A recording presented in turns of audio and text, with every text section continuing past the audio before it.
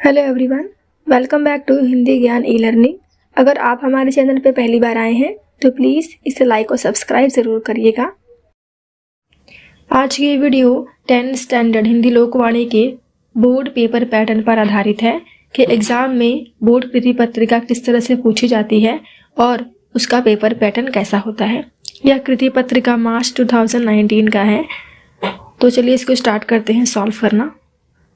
First इसमें सूचनाएं दी गई हैं कि हमें पेपर को हल करने से पहले किन किन बातों को ध्यान देना है। इसमें पहला आता है कि सूचना के अनुसार गद्य पद्य भाषा अध्ययन की आकलन कृतियों में आवश्यकता के अनुसार आकृतियों में ही उत्तर लिखना अपेक्षित है। यानी कि जो हमें बॉक्स दिए जाते हैं आंसर लिखने के लिए, हमें उन्हीं बॉक्स में उसके आंसर लिखने हैं। और दूसरी बात है कि सभी आकृतियों के लिए हमें पेन का ही यूज़ करना है, पेंसिल का यूज़ नहीं करना। तीसरा, रचना विभाग में पूछे गए प्रश्नों के उत्तर के लिए आकृतियों की आवश्यकता नहीं है। रचना अर्थात भाषा व्याकरण की बात हो रही है। और उसके बाद है शुद्ध स्पष्ट एवं सुवाच्य लेखन अपेक्षित है।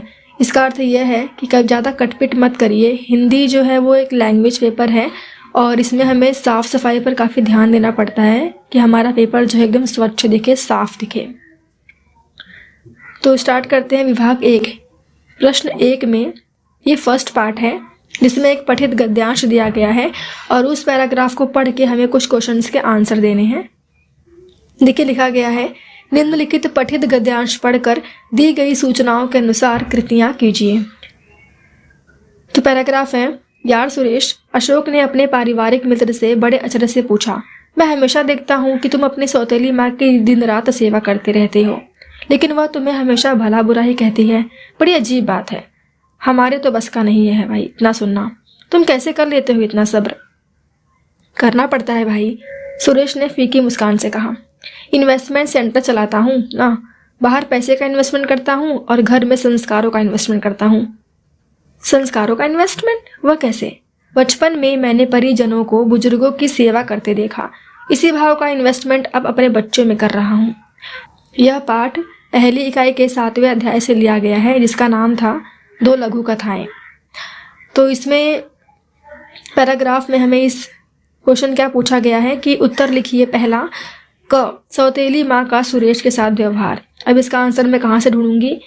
ये देखिए क्या वर्ड था, सौतेली माँ का व्यवहार। वह कहाँ पर स्पष्ट होता है? इस लाइन में देखिए, सौतेली माँ के दिन रात सेवा करते हो लेकिन वह तुम्हें हमेशा बुरा भला ही कहती है। यह हमारा आंसर है। तो इसे लिखना कैसे है? इसका आंसर होगा, सौतेली माँ सुरेश को हमेशा बुरा भला कहती रहती है। ये इसका आंसर होगा। दूसरा है, सुरेश का सौतेली माँ के प्रति व्यवहार। अगेन हमें वर्ड को फाइंड आउट करना है। तो सौतेली माँ देखिए यहाँ पर लिखा गया है, तो इसका आंसर होगा, सुरेश अपनी सौतेली माँ की दिन रात सेवा करता रहता है। इसका आंसर। प्रश्न दूसरा है, परिच्छेद से ढूंढ कर लिखिए। ध्यान दीजिएगा, पैराग्राफ में से ही लिखना है, बाहर से बिल्कुल नहीं लिखना है। 2 प्रत्ययुक्त शब्द। प्रत्यय क्या होता है? जो किसी भी शब्द के एंड में लगता है और उनका कोई अपना वजूद नहीं होता।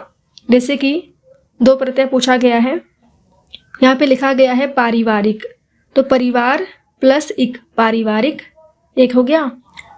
और दूसरा आएगा बचपन, बच्चा प्लस पन, बचपन। यह है परिच्छेद में से ही लिया गया प्रत्ययुक्त शब्द। अगला प्रश्न है, 2 विदेशी शब्द लिखिए। इसका आंसर क्या होगा? सब्र और इन्वेस्टमेंट, ये दोनों हैं विदेशी शब्द। तो आंसर क्या आएगा? सब्र और इन्वेस्टमेंट। तीसरा है, ये क्वेश्चन हमेशा पूछा जाता है 2 मार्क्स के लिए, बड़े बुजुर्ग ही बच्चों के आदर्श। इस पे अपने विचार लिखना है। तो इसका आंसर क्या होगा? यहाँ पर आदर्श का मतलब होता है सीख, कि जो हमारे बड़े बुजुर्ग करते हैं बच्चे भी वही सीखते हैं। तो इसका आंसर क्या होगा? कहावत है, जैसा करेंगे वैसा भरेंगे। अर्थात हम दूसरों के साथ जैसा व्यवहार करेंगे लोग हमारे साथ भी वैसा ही व्यवहार करेंगे। हम अपने माता पिता और अपने से बड़ों के साथ जैसा व्यवहार करेंगे हमारे बच्चे उसे ही देखेंगे, उन पर उसी तरह का संस्कार पड़ेगा। बड़े होने पर भी वैसा ही व्यवहार करने की कोशिश करेंगे।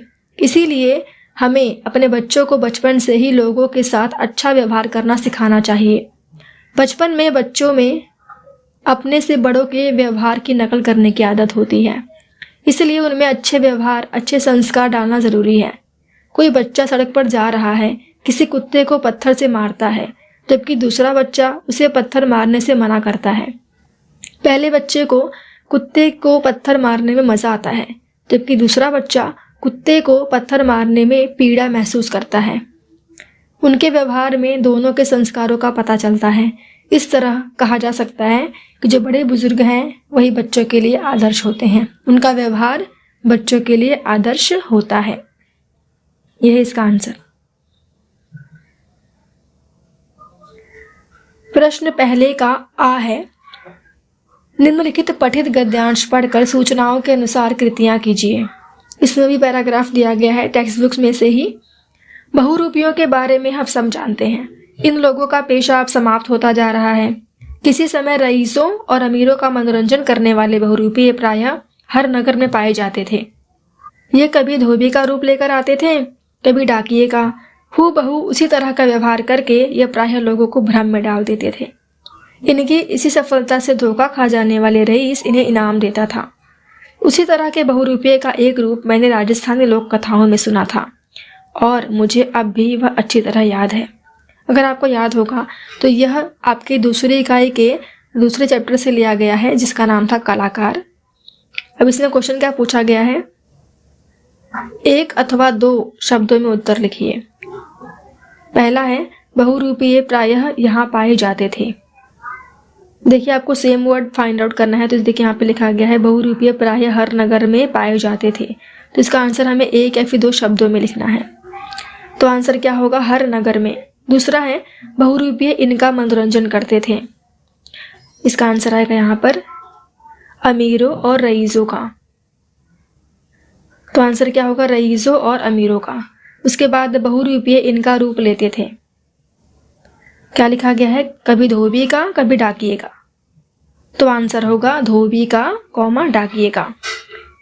लास्ट है, ये लोगों को प्रायः भ्रम में डालते थे। कौन, हूबहू उसी तरह का रूप करके ये लोगों को भ्रम में डालते थे। देखिए यहाँ पर इसका आंसर है। उसके बाद है निम्नलिखित शब्दों के विलोम शब्द ढूंढकर लिखिए। विलोम का अर्थ होता है अपोजिट। तो पहला है गरीब, इसका आंसर होगा अमीर या फिर रईस। उसके बाद है बुरी, का उल्टा होगा अच्छी। इसके बाद निम्नलिखित शब्दों के वचन परिवर्तन करके लिखिए। वचन क्या क्या होता है, एक वचन का बहुवचन और बहुवचन का एक वचन। तो पहला है बहुरूपिया, यह एक वचन है, तो इसका बहुवचन क्या होगा, बहुरूपिये। दूसरा लोक कथाएं, एक ये अनेक वचन है, तो इसका आंसर क्या होगा, लोक कथा।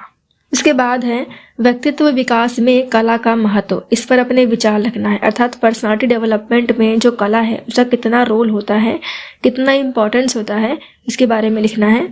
तो इसका आंसर होगा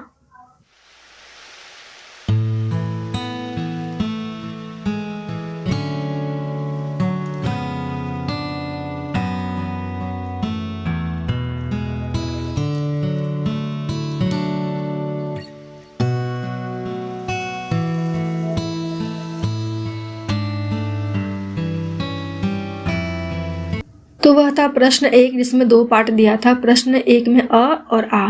अब विभाग 2 यानी पार्ट 2, जिसमें पोयम पूछा जाएगा, जिसे बोलते हैं पद्य। 10 मार्क्स के लिए। इसमें अ है, निम्नलिखित पठित पद्यांश पढ़कर दी गई सूचनाओं के अनुसार कृतियां कीजिए। ये देखिए पोयम दिया गया है। ये है पोयम चैप्टर नंबर 7 से, ऐसा वसंत कब आएगा। सबका समान रवि है, शशि है, सबका समान है मुक्त पवन, सारे मानव यदि मानव है, सबके समान हो भूमि गगन, कब नव युग ऐसी नव संस्कृति, नव विश्व व्यवस्था लाएगा, ऐसा वसंत कब आएगा। इसमें क्वेश्चन पूछा गया है कि कवि के अनुसार सबके लिए ये समान है। कौन समान है, देखिए इसका आंसर यहाँ पे लिखा गया है, रवि, शशि, पवन और भूमि गगन। ये है इसका आंसर। तो हमें सेम ऐसे ही बॉक्स में लिखना है, रवि, शशि, मुक्त पवन और भूमि गगन। अगला प्रश्न पूछा गया है, पद्यांश से समानार्थी शब्द ढूंढकर लिखिए, यानी राइमिंग वर्ड्स।